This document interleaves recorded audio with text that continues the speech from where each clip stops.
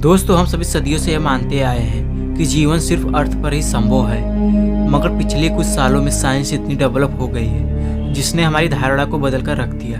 आज साइंटिस्ट मानते हैं कि अनंत फैले हुए इस यूनिवर्स में कई ऐसे प्लैनेट हो सकते हैं जहां जीवन संभव हो, लेकिन हमें उन ग्रहों के बारे में पता नहीं है। इसलिए साइंटिस्ट पृथ्वी जैसे ग्रह को ढूंढने के निरंतर प्रयास में लगे हुए हैं। पर क्या होगा अगर हम आपसे कहें कि इस ब्रह्मांड में पृथ्वी जैसे ही नहीं बल्कि सेम टू सेम पृथ्वी के ही प्रतिरूप है? आपको यकीन नहीं होगा, मगर समांतर ब्रह्मांड की ये थ्योरी है। आज हम इसी विषय पर चर्चा करने वाले हैं, तो बने रहिए अंत तक। तो हेलो गाइज, मैं हूं अनीश और आप देख रहे हैं स्पेस गाइड।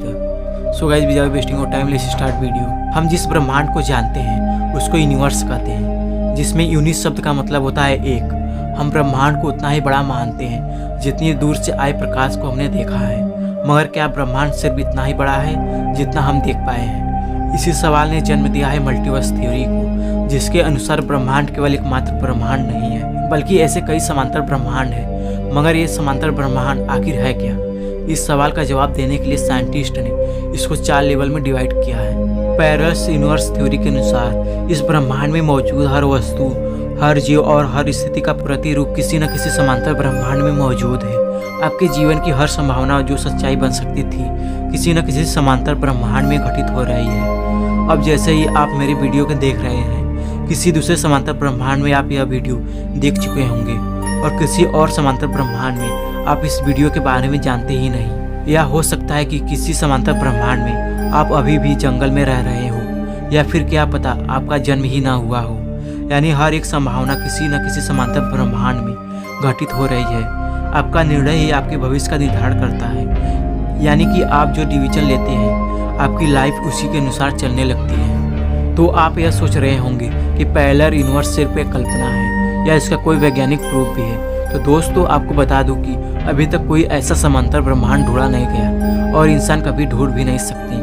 मगर कुछ साइंटिफिक रीजन है जिससे हमारे पैरेलल यूनिवर्स होने की पूरी संभावना हो सकती है। इसको समझने के लिए खगोल वेदों ने इसे 4 लेवल में डिवाइड किया है। हम अभी तक यह नहीं जानते कि स्पेस टाइम का आकार क्या है।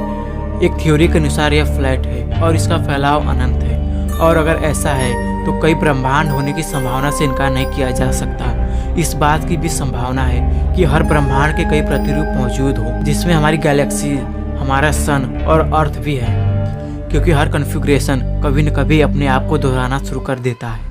यहाँ आप देख सकते हैं कि हमारे पास असंख्य संख्या होते हुए भी अगर हम किसी 2 संख्या वाले अंकों को 2 बार से ज़्यादा लिखते हैं तो वह खुद को रिपीट कर देती है। ऐसे ही हमारा ब्रह्मांड भी अनंत है, असीमित है, मगर इसकी भी पूरी संभावना है कि वह कभी न कभी खुद को रिपीट कर रहा हो।